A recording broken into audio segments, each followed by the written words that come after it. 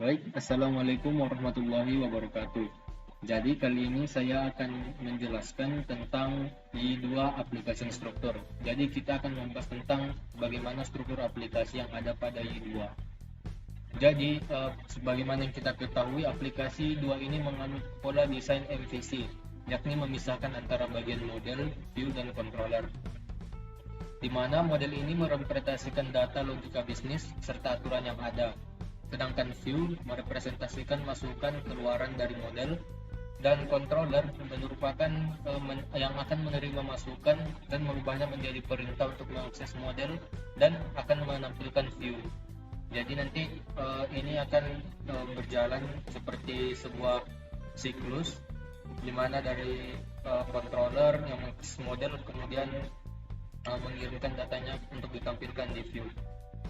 Lalu selain MVC, Y2 juga memiliki beberapa komponen, yakni ada entry script, yakni merupakan script PHP yang bisa diakses langsung oleh pengguna dan merupakan awal dari semua request aplikasi. Jadi ketika kita mengakses aplikasi, maka yang pertama kali dijalankan adalah entry script ini. Selanjutnya ada application. Application ini merupakan objek yang dapat diakses secara global. Nah, objek ini mengelola berbagai komponen dan mengkoordinasikan mereka untuk memenuhi request. Jadi nanti application ini akan mengkoordinasikan untuk memenuhi request, mengkoordinasikan komponen untuk menangani request yang ada. Selanjutnya, sebagai mana yang kita tahu tadi, application merupakan objek. Di dalam objek ini terdapat komponen, di mana komponen aplikasi yang merupakan objek-objek yang bergabung dengan application. Nah, dengan menyediakan berbagai layanan untuk memenuhi request. Nah, jadi application ini yang akan bekerja sama dengan komponennya. Jadi komponen ini dikoordinasikan di dalam application untuk memenuhi request dari user. Selanjutnya juga ada modul. Modul ini merupakan paket yang di dalamnya terdapat MVC secara komplit. Sebuah aplikasi dapat dibuat dan dikelola menjadi beberapa modul. Jadi modul ini, aplikasi ini dikelola oleh beberapa modul. Tidak hanya satu modul, tetapi bisa saja banyak modul yang mengelolanya. Nah, modul itu juga bisa memanggil modul-modul lainnya. Selanjutnya filter. Filter ini merepresentasikan kode yang perlu dijalankan sebelum atau sesudah sebuah request ditangani oleh controller. Jadi contohnya filter ini, misal kita memfilter mana user yang sudah login dan mana user yang belum login. Jadi nanti sebelum masuk ke controller akan difilter terlebih dahulu. Selanjutnya ada juga widget. Nah, widget ini merupakan objek yang diletakkan pada view untuk mempermudah pembentukan tampilan. Jadi widget ini tepatnya nanti dapat dilihat di view dan fungsinya untuk mempermudah pembentukan tampilan. Selanjutnya struktur aplikasi 2. Jadi kita lihat strukturnya seperti aliran flowchart. Nah, pada Y2 strukturnya yakni diawali oleh entry script tadi. Karena Y2 berbasis PHP, maka entry scriptnya nanti dinamakan index.php. Sama seperti pada aplikasi HTML, indeksnya biasanya index.html. Di sini karena PHP, maka entry scriptnya nanti yakni index.php. Selanjutnya entry script ini akan mengakses application, di mana 1 ini berarti satu entry script mengakses satu application dan harus pasti ada application-nya dan juga terdiri dari satu application. Lalu application ini bisa mengakses application komponen, di mana ini merupakan opsional karena di sini kita lihat 0 titik bintang. Artinya 0 ini bisa ada, bisa tidak ada, dan bintang ini jumlahnya bebas, banyak, tidak ditentukan. Jadi bisa ada dan bisa tidak ada. Selain itu, application juga bisa mengakses modul, nah di mana jumlahnya juga tidak ditentukan dan juga opsional, bisa ada dan bisa tidak ada. Sedangkan modul ini juga bisa mengakses modul-modul lainnya. Jadi satu modul bisa mengakses modul yang lainnya. Jadi bisa dibuat oleh banyak modul nantinya. Ini juga opsional. Selanjutnya dari modul ini dan application ini juga bisa mengakses controller, di mana pasti terdapat satu controller untuk mengurus data-data yang ada. Misal ingin menampilkan ke view yang mana. Nah, di sini kita pasti membutuhkan satu controller dan wajib ada. Untuk jumlah controller juga tidak ditentukan, jadi bebas mau berapa. Selanjutnya, controller juga bisa mengakses filter. Ini juga opsional, bisa ada bisa tidak ada untuk memfilter data yang masuk. Lalu juga controller bisa mengakses model. Nah, di sini aplikasinya juga opsional, apakah memiliki model atau tidak. Jika tidak memiliki model, maka tidak apa-apa tanpa model. Untuk model juga bisa mengakses view. View juga sama kayak model, seperti model. Jadi dia juga bersifat opsional. Bisa saja sebuah aplikasi tidak memiliki view. Sama halnya misal kita membuat aplikasi semacam API. Nah, itu kita tidak bisa, biasanya tidak dibuatkan view, jadi cuma mengirimkan data melalui controller saja. Nah, pada view ini juga nanti bisa mengakses aset bundle. Aset bundle ini misal kayak JavaScript, file JavaScript, jadi bisa diakses di view, juga sifatnya opsional, dan juga bisa mengakses widget yang nanti memudahkan kita, sifatnya juga opsional. Langsung saja kita masuk ke yang pertama, yakni entry script. Nah, seperti yang saya jelaskan tadi, entry script ini merupakan aplikasi yang ada pada setiap aplikasi, baik itu web maupun aplikasi konsol. Jadi tidak hanya web. Dan pada Y2, entry scriptnya dinamakan index.php dan diletakkan pada direktori yang dapat diakses pada jaringan web. Dan jika kita buka aplikasi Y2, di sini ada web. Nah, index.php-nya akan ada dalam sini. Jadi isi dari index.php itu seperti ini. Merupakan script yang pertama kali dijalankan atau diakses pada saat kita menjalankan aplikasi Y2 kita.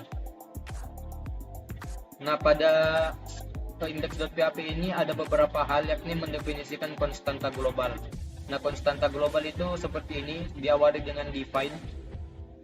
Ini ada beberapa konstanta global. Jadi didefinisikan di index.php yang digunakan, yang bisa kita gunakan nantinya. Biasanya digunakan pada environment. Lalu selain itu juga meregister composer autoloader. Nah, composer autoload ini bisa kita lihat di sini, di mana composer autoload ini akan mengakses file-file yang atau library-library yang diinstal melalui composer. Sebagaimana yang kita tahu bahwa Y2 ini didirikan atau dibuat oleh beberapa aplikasi atau beberapa library yang diinstal menggunakan composer. Nah, library-library itu berada di dalam vendor ini. Bisa kita lihat di vendor. Nah, ini library-library yang diinstal melalui composer, dan ini autoload-nya, autoload.php yang akan menjalankan library kita. Jadi tidak semua library akan dijalankan, makanya ada autoload agar library-nya bisa dijalankan. Selanjutnya mengikut sertakan kelas Y2. Nah, di sini diikut sertakan Y2, kelas Y2-nya. Lalu ada membuat konfigurasi aplikasi. Nah, di sini bisa kita lihat konfigurasinya. Jadi config untuk aplikasi yang kita buat akan dibuat di file config lalu //php dan akan dipanggil di sini di index.php atau entry script kita, dan membuat dan mengkonfigurasi instance dari aplikasi, lalu memanggil fungsi ybase application run untuk memproses permintaan. Nah, di sini dibuat new yweb, artinya kita membuat objek baru dan lalu dipanggil di run untuk jalankan.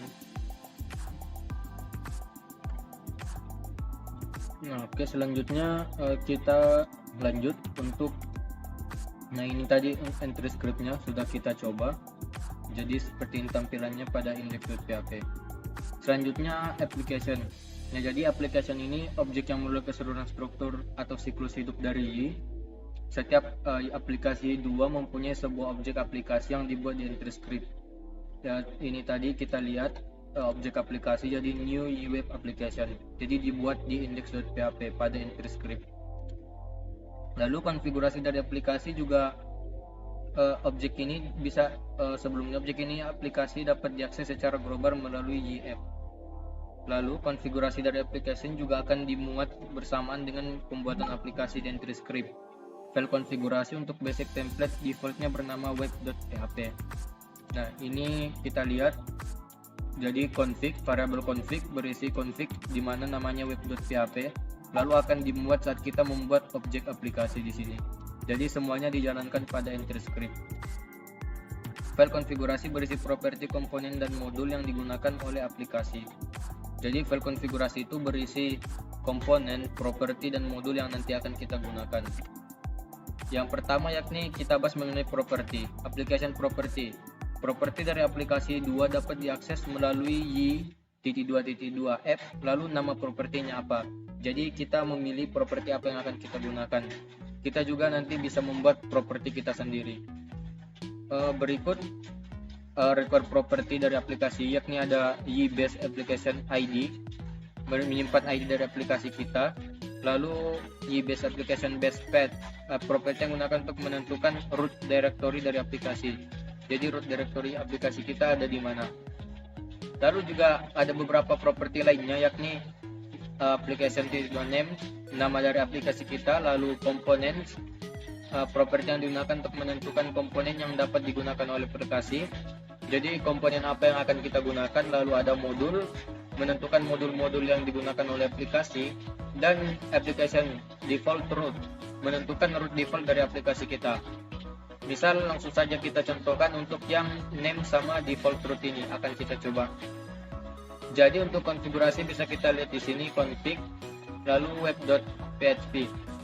Nah di sini ada propertinya, ada beberapa properti, ada ID, base path, lalu ada bootstrap juga, ada komponen, ada database juga.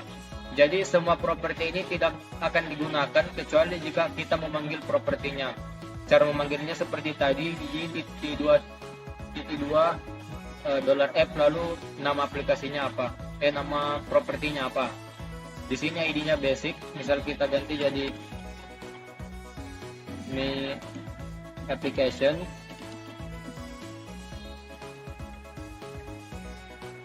Lalu di bawah sini juga ada database yang nanti akan digunakan jika kita memerlukan. Dia memanggil ini data DB, di mana DB ini require db.php. Dari sini ambilnya. Selanjutnya jika kita ingin mencoba bisa kita lihat pada view ini, lalu layout. Nah pada view ini dia memanggil y2 upname. Jadi nanti brand labelnya ini upname. Kita lihat jika kita mengakses. Nah brand label ini yang dinamakan, my application ini yang dinamakan brand label. Jadi jika kita ingin ganti, kita bisa menambahkan property name ini di web.php. Kita bisa menambahkan, misal kita mau tambah name, lalu kita tambah misal namanya yakni aplikasi data mahasiswa. Kita format di sini, kita save, lalu kita refresh. Nah maka brand labelnya akan berubah karena tadi labelnya ini dipanggil pada halaman mainnya ini, brand label lalu up.name. Jadi dia memanggil property name-nya. Bisa kita lihat tadi ini berubah data aplikasi mahasiswa. Selanjutnya pada web.php ini juga di sini terdapat environment, apakah aplikasi kita termasuk dalam development mode. Jika iya, maka ada konfig-konfig yang dijalankan seperti debug-nya dijalankan untuk bootstrap dan modul-modulnya. Untuk selanjutnya kita akan mencoba default root.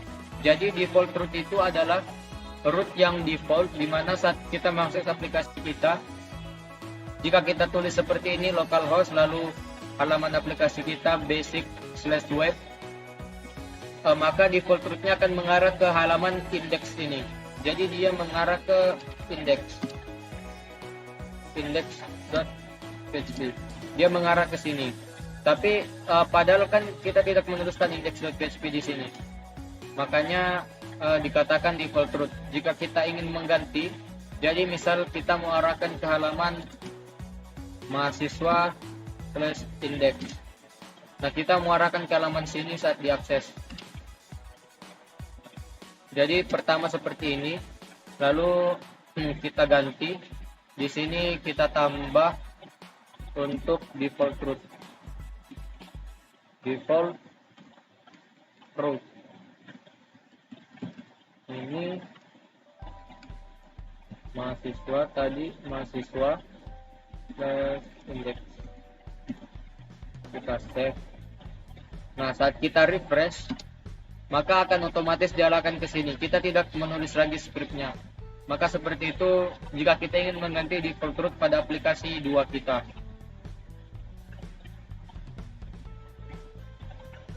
Oke, selanjutnya kita lanjut untuk application component. Jadi sebuah aplikasi 2 juga dibentuk oleh beberapa komponen yang menyediakan layanan yang berbeda-beda. Contohnya ada URL manager untuk menentukan rute dari sebuah request, ada DB untuk melayani terkait dengan penggunaan database. Jadi komponen pada aplikasi 2 ini akan dibuat ketika komponen tersebut digunakan untuk pertama kali. Jadi jika kita mendeklarasikan sebuah komponen di sini, jika kita tidak digunakan maka ini tidak akan mengambil tempat di memori. Jadi aman-aman saja. Sini ada beberapa komponen yang dapat kita gunakan. Dan ada beberapa komponen inti dari 2, yakni ada DB untuk mengelola database, ada error handler untuk menangani error dan exception pada PHP, dan ada user untuk autentikasi user, serta ada beberapa komponen-komponen lainnya lagi. Oke, selanjutnya yakni controller. Jadi controller ini adalah bagian dari arsitektur MVC yang bertugas untuk menerima permintaan request dan memberikan tanggapan. Jadi pada controller nanti dia akan menerima permintaan dari user atau klien di mana dinamakan request, lalu mengembalikan sebuah tanggapan atau respons. Responsnya ini dapat berupa data atau dikembalikan ke view untuk ditampilkan.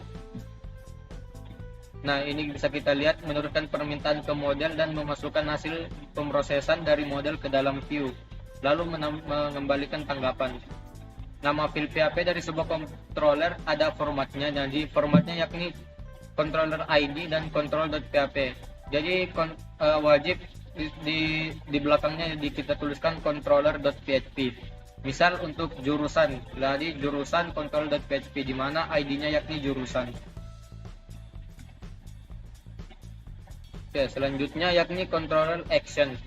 Sebuah controller dibentuk dari satu atau beberapa action.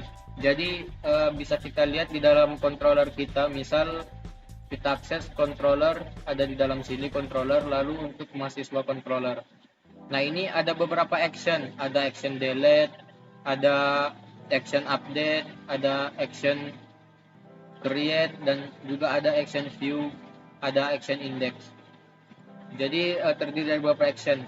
Action ID merupakan kata untuk unik yang digunakan untuk membedakan action satu dengan action yang lainnya dalam sebuah controller. Jadi action ID yakni ini.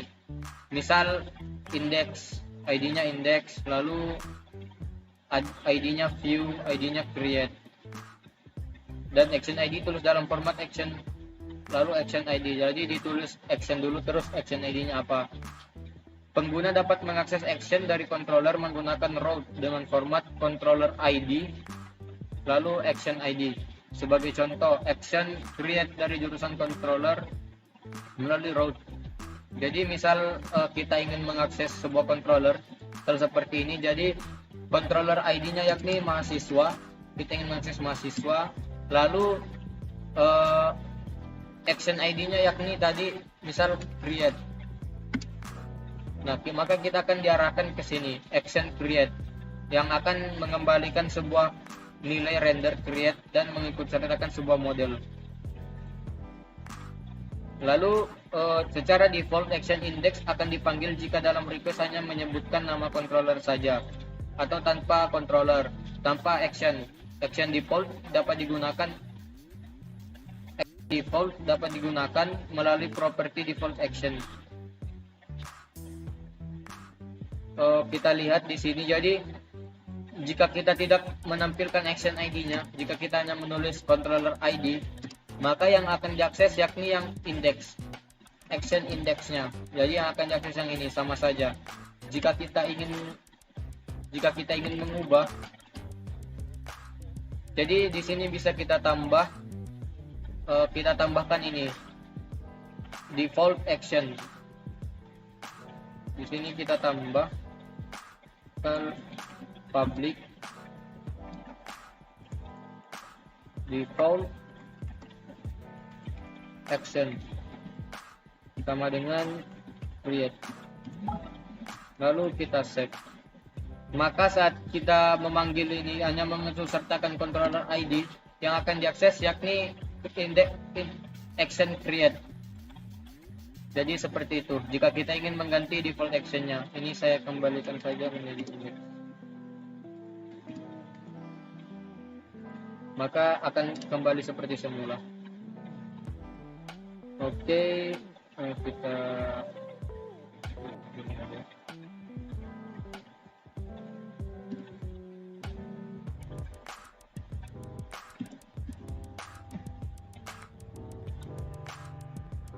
lalu controller best practice. Jadi di dalam aplikasi yang didesain dengan baik, sebuah controller itu kita usahakan agar ukurannya sangat kecil dan setiap action hanya berisi beberapa baris kode saja. Kita lihat di sini actionnya hanya beberapa baris kode. Misal satu action untuk action index hanya beberapa baris kode, action view hanya beberapa baris kode. Jadi tidak perlu panjang-panjang. Dan secara garis besar dapat disimpulkan bahwa controller dapat mengakses data permintaan, request seperti HTTP header, cookies, request parameter dan lain-lain, dan juga dapat memanggil metode dari aplikasi atau dari komponen lainnya. Dapat menggunakan views untuk membentuk respons, dan seharusnya juga tidak memproses data permintaan, karena pemrosesan data permintaan itu harusnya dilakukan pada model, lalu dikembalikan lagi ke controller untuk diarahkan ke view tadi. Dan tidak mensertakan kode HTML, yang kode HTML ini sebaiknya hanya kita letakkan pada views yang hanya ditampilkan pada user atau client. Oke, selanjutnya bagian model. Jadi model ini merupakan juga bagian dari MVC, yakni M-nya model. Nah, model ini adalah objek yang digunakan untuk merepresentasikan data, aturan-aturan, dan logika bisnis. Model dapat dihubungkan dengan tabel di sebuah database ataupun berdiri sendiri. Jadi bisa kita lihat jika kita ingin melihat model kita, ini ada model, lalu ini model yang telah kita buat dari G. Nah, di sini contoh model yang terhubung dengan database. Jadi dia terhubung dengan database mahasiswa kita. Seperti yang dikatakan tadi bahwa model ini bisa berhubungan dengan data tabel di database ataupun berdiri sendiri. Contoh untuk yang berdiri sendiri misal kontak form ini. Jadi dia tidak terhubung dengan database manapun. Dia berdiri sendiri. Isinya ada di sini ditentukan dan dia tidak terhubung dengan database manapun. Lalu sebuah model dapat memiliki atribut label dan validation rule. Nah, ini bisa kita lihat. Ini ada atribut. Jadi ada beberapa atribut dan dia juga memiliki rule. Lalu atribut label. Atribut merepresentasikan data dalam sebuah model. Model yang dihubungkan dengan tabel database secara otomatis menjadikan seluruh field dalam tabel tersebut sebagai atribut. Atribut yang ditambahkan dengan cara seperti memulai buat variabel. Atribut dapat diakses secara normal atau seperti mengakses array, model, test, atau seperti ini. Model lalu pakai kurung siku dan test. Jadi jika kita membuatnya dengan G-generator dan terhubung dengan database, maka atributnya tidak perlu kita deklarasikan lagi karena sudah dibuat otomatis. Tabel-tabel yang field-field yang ada pada tabel kita sudah menjadi atribut. Berbeda dengan ini yang tidak terhubung dengan database, jadi kita buat sendiri atributnya. Ada nama, email. Misal kita ingin menambah atribut, di sini bisa kita tambahkan atributnya. Misal kita buat public, lalu kita butuh atribut misal alamat. Nah, di sini bisa kita tambahkan atributnya seperti ini. Lalu untuk kita lanjut ke model 2. Nah, pada model 2 ini terdapat atribut label, adalah label yang ditampilkan pada form untuk setiap atribut. Jadi bisa kita lihat misal kita tambah mahasiswa. Nah, di sini ada NRP, ada nama, ada email, di indeks juga demikian. Jadi pada ini ada NRP, ada nama, ada email. Nah, ini yang disebut dengan atribut label. Jadi jika kita ingin ganti untuk atribut labelnya, kita masuk ke sini atribut label, dan untuk ID. Misal ID-nya ingin kita ganti jadi ID mahasiswa. Kita save. Ini NRP juga kita tambahkan mahasiswa, nama mahasiswa,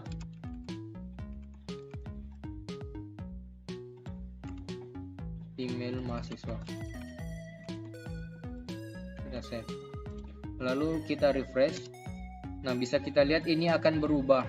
Begitu pula pada indeksnya, ID mahasiswa, NRP mahasiswa, nama mahasiswa, email mahasiswa. Jadi seperti itu atribut label.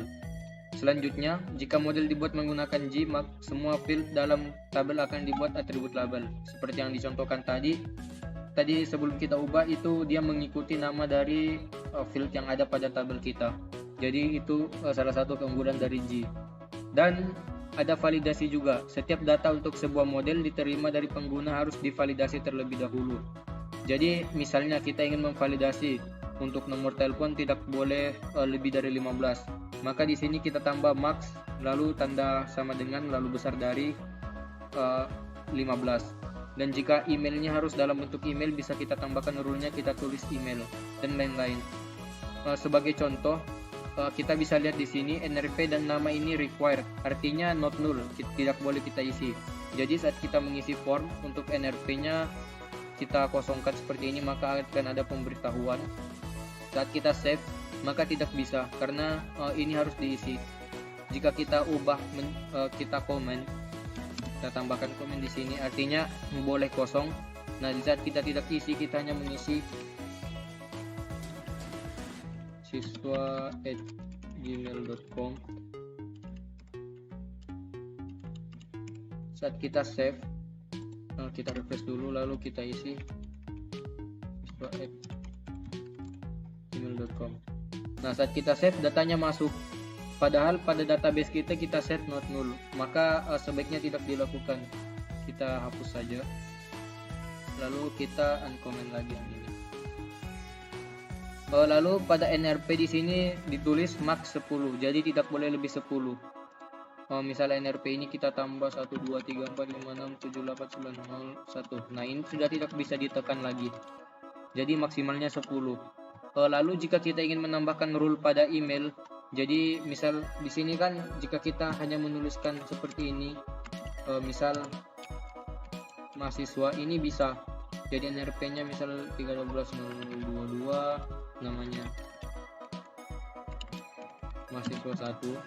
Nah, saat kita save, ini bisa masuk ke dalam. Padahal format email kan tidak seperti ini. Jadi jika kita ingin tambah, kita tambah di sini untuk email, lalu rulesnya yakni email. Bisa kita buat seperti ini. Maka saat kita refresh, misal membuat data baru, maaf, ini lupa saya tutup. Nah, saat kita refresh dan kita ingin membuat mahasiswa baru lagi, namanya mahasiswa 2. Nah, ini emailnya sudah tidak bisa kita buat seperti ini, mahasiswa 2. Jadi harus valid email address, kita tambahkan add, lalu seperti ini. Nah, seperti ini baru bisa masuk ke dalam. Jadi seperti itu untuk bagian model untuk validasi dan atribut labelnya. Proses validasinya seperti yang kita tadi diatur melalui metode rule-nya. Lalu model best practice secara garis besar dapat berisi atribut untuk merepresentasikan data bisnis, dan model juga berisi validation rule untuk memastikan validasi dan integritas data yang dikirim oleh user. Juga berisi metode-metode yang mengimplementasikan logika bisnis, dan seharusnya tidak mengakses request, session, atau environment. Karena itu semua sebagaimana kita tahu tadi diakses pada controller yang akan dimasukkan dalam model, lalu di bawah ke view. Dan tidak mengikut sertakan kode HTML, yang dimana kita ketahui bahwa kode HTML sebaiknya ada pada views, dan tidak memiliki skenario yang terlalu banyak. Dan selanjutnya adalah view, di mana view ini merupakan bagian yang terakhir dari MVC, yakni view, arsitektur yang digunakan untuk menampilkan data ke pengguna. View dibentuk menggunakan gabungan dari kode PHP dan HTML. Jadi hanya pada view ini kita bisa mengisikan kode HTML. Dengan pertimbangan keamanan, untuk menghindari cross-site scripting, terdapat metode pemeriksaan untuk menampilkan data yang dimasukkan oleh pengguna. Jadi bisa kita asumsikan bahwa semua masukan yang dimasukkan oleh user itu bersifat berbahaya bagi aplikasi kita. Jadi misal ada form. Nah, pada form itu usernya memasukkan seperti script JavaScript. Nah, dia bisa memasukkan misal membuat seperti alert. Nah, maka saat dia tampil namanya di bagian nama itu akan ada alert setiap namanya tampil. Nah, itu akan sangat mengganggu jika dimasukkan banyak, misal di loop lalu dilakukan infinite loop, maka dapat membuat server kita atau aplikasi kita down. Maka kita bisa menggunakan metode seperti encode ini untuk menampilkan data teks. Jadi scriptnya nanti akan ditampilkan dalam bentuk teks. Nah, jika kita ingin contoh, misal kita mengakses view kita, lalu untuk bagian mahasiswa dan di view. Nah, di view ini karena menggunakan widget, jadi widget ini dia akan memurnikan semua kode yang ditulis atau masukan yang dikirim oleh user. Jadi misal script JavaScript, dia akan ditulis seperti scriptnya sendiri.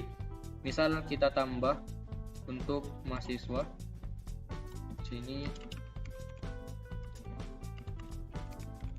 create, misal kita tambah 25 dan namanya misal harga, lalu di sini kita tambah script, misal alert, lalu harga, lalu di koma kita tutup scriptnya. Nah, misal seperti ini, lalu emailnya harga. Saat kita save, nah ini dia akan ditulis berbentuk script seperti ini karena dia menggunakan widget.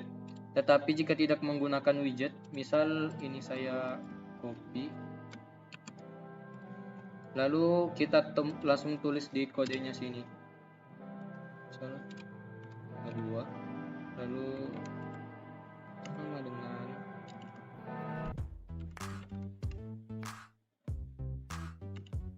kita tampilkan model.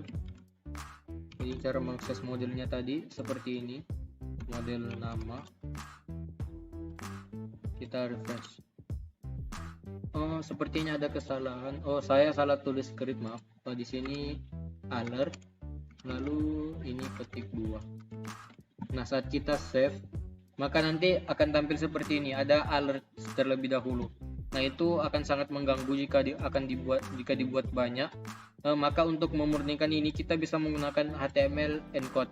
Jadi tinggal kita tulis di sini HTML encode, lalu ini kita masukkan di dalam sini, dalam kurung. Kita save. Maka nanti saat kita refresh akan ditulis scriptnya seperti ini. Jadi dia akan dimurnikan oleh HTML encode ini. Jadi untuk lebih menjaga keamanan dari aplikasi kita, maka apabila kita mengambil inputan dari user, lebih baik kita lakukan seperti ini. Nah, selanjutnya view 2. Sebuah view dapat dirender atau dipanggil dari controller. Nah, di mana ada beberapa di sini. Jika kita buka controller, lalu mahasiswa controller, nah ini dia merender, return this render, dia ke render view. Untuk view create, dia render create. Hasil rendernya ini nanti dimasukkan ke sini, mahasiswa, bisa kita lihat mahasiswa dan create ini. Jadi nanti disimpan dalam sini. Nah, dari controller sebuah view dapat dipanggil dengan salah satu metode berikut. Jadi rendernya itu ada beberapa render, ada render biasa. Jadi dia memanggil view dan memanggil view dan menerapkan layout. Ada render parsial untuk memanggil view tanpa layout apapun. Ada render Ajax untuk mengikutsertakan semua JS dan CSS. Lalu ada render file, ini jarang dipakai. Misal beberapa file yang dirender dari sebuah controller yang sama, jadi kita usahakan letakkan dalam direktori yang sama. Kita harus letakkannya direktori yang sama. Contohnya seperti yang tadi, ini kan kita render dari controller mahasiswa. Nah, maka kita simpan dalam direktori mahasiswa. Lalu ini rendernya dia menggunakan render biasa, jadi tidak render partial, maka dia mengikutkan sertakan layout. Nah, untuk layout sendiri akan kita bahas di sini. Layout merupakan view spesial yang digunakan untuk menampilkan bagian yang sama untuk semua atau beberapa view yang ada pada semua aplikasi. Jadi bisa dibilang layout ini sebuah template yang tidak kita tulis pada halaman kita, jadi dibuat sendiri pada sebuah file. Nah, di mana template-nya ini nanti akan digunakan pada file dalam direktori-direktori lainnya. Jadi semua tampilannya nanti memiliki komponen yang sama yang kita perlukan. Misal seperti bagian header atau footer, navbar itu kan kita memerlukan bagian yang sama agar tidak dibuat satu-satu, maka kita bisa menggunakan layout. Nah, layout ini tersimpan pada main.php dan tampilan umum yang muncul pada setiap halaman. Jadi ada pada main.php dari layout, lalu main.php. Nah, ini tampilan umumnya. Jadi di sini ada navbar. Nah, ini semua tampilan yang akan tampil nanti. Jadi misal seperti tadi kita contohkan yang render ini, render yang ada yang menampilkan layout dan ada yang tanpa layout. Jika pada create, pada mahasiswa controller, ini kita jadikan render partial. Saat kita save dan kita mengakses create, mahasiswa create, ini index, yang saya ubah ternyata index. Misalnya kita akses index, nah maka akan tampil seperti ini. Dia tidak mengikut sertakan layoutnya karena yang memberikan style atau pemodelan itu terdapat pada layout. Jika kita kembalikan, kita pakai render, misal render Ajax tadi. Render Ajax harusnya sama saja karena dia juga tidak mengikut sertakan layout. Kita kembalikan jadi render biasa, maka akan diikut sertakan layoutnya. Dan jika kita ingin mengubah layout, kita masuk ke sini. Misal kita ingin menambah navbar, jadi pada navbar ini ingin kita tambah di sini di itemsnya. Misal kita copy saja agar cepat. Kita tambah mahasiswa dan URL-nya ada di mahasiswa dan index. Kita save dan saat kita refresh ini ada tambahan mahasiswa. Nah, semuanya nanti akan memiliki headernya mahasiswa semuanya. Saat kita tampil seperti ini. Begitu untuk bagian views dan layout. Lalu selanjutnya adalah filter. Nah, pada filter ini merupakan sebuah objek yang dieksekusi sebelum dan atau sesudah action pada controller. Jadi akan sebelum masuk kepada controller untuk melakukan sebuah aksi, maka requestnya itu akan kita filter terlebih dahulu. Filter dapat digunakan dengan meletakkannya dalam metode behavior pada sebuah controller. Nah, dalam controller kita ini ada sebuah behavior di sini, behavior. Nah, untuk filternya bisa kita letakkan di dalam sini. Nanti untuk filter kita letakkan dalam sini nantinya. Contoh built-in filter yang sering digunakan adalah access control. Jadi access control ini bisa kita lihat di sebelah sini. Dia merupakan sebuah filter yang akan memberikan hak-hak khusus kepada user dengan role tertentu. Jadi bisa kita lihat di sini kelasnya access control, untuk mengakses kelas name-nya apa, dan only. Jadi dia hanya bisa create dan update. Lalu rules-nya yakni allow true, kita bolehkan untuk create dan update, dan role-nya add. Role add ini adalah user yang telah login. Lalu built-in filter lain yang cukup berguna adalah HTTP cache untuk mengimplementasikan caching di sisi klien, dan ada juga package. Selanjutnya adalah bagian aset, di mana aset ini merupakan pada aplikasi file yang menjadi referensi. Jadi pada aplikasi web maupun pada aplikasi juga aset ini yang menjadi referensi pada kode kita nanti. Contohnya seperti file CSS, file JavaScript, dan sebagainya nanti. Selanjutnya aset ini diletakkan pada direktori yang dapat diakses dari internet. Jadi kita letakkan di dalam file web ini. Misal di sini di dalam web, lalu di dalam sini ada aset. Nah, ini tempatnya. Jadi diletakkan di dalam sini yang bisa diakses di internet. Tetapi pada aplikasi 2 ini kita direkomendasikan untuk mengelola aset menggunakan aset bundles. Nah, aset bundles ini artinya aset ini tidak secara langsung diinkludkan pada kode kita di dalam view-nya, tidak langsung diinkludkan. Jika kita lihat pada view kita, misal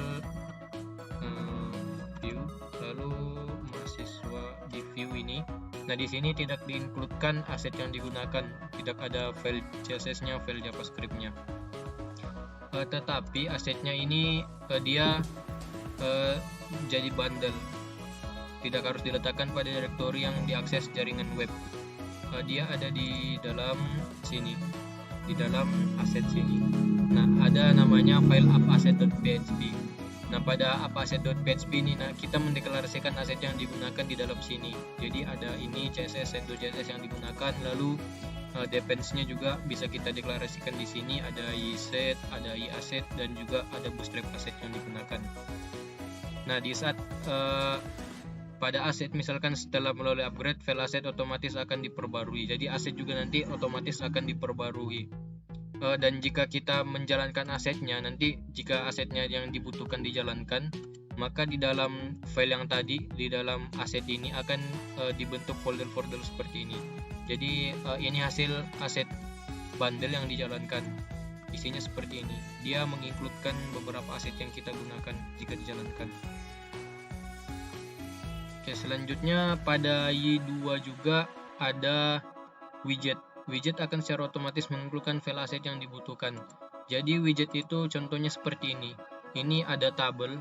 Nah, pada tabel ini pada kode kita view tidak ada dibuat tabel, tetapi ini merupakan widget. Jika kita lihat pada view kita di mahasiswa lalu index. Nah, di sini tidak ada tabel. Tapi di sini menggunakan grid view widget. Nah, jadi dia menggunakan widgetnya, di mana widgetnya ini grid view. Makanya tidak dibuat tabel. Saat kita cek, misal kita inspect di sini lalu network dan kita refresh. Nah, di sini bisa kita lihat ada grid view. Ini widget yang digunakan. Bagaimana yang dikatakan di sini menginkludkan file aset yang dibutuhkan. Jadi jika widget ini membutuhkan grid view, maka dia akan secara otomatis diinkludkan. Jika kita masuk pada halaman home, nah di sini tidak ada grid view karena tidak menggunakan widget grid view-nya tadi. Halamannya berbeda. Pada kontak juga pada login. Tapi pada mahasiswa di sini ada gridview.js. Oke, mungkin sekian penjelasan dari saya tentang struktur pada aplikasi. Kurang lebihnya mohon dimaafkan. Assalamualaikum warahmatullahi wabarakatuh.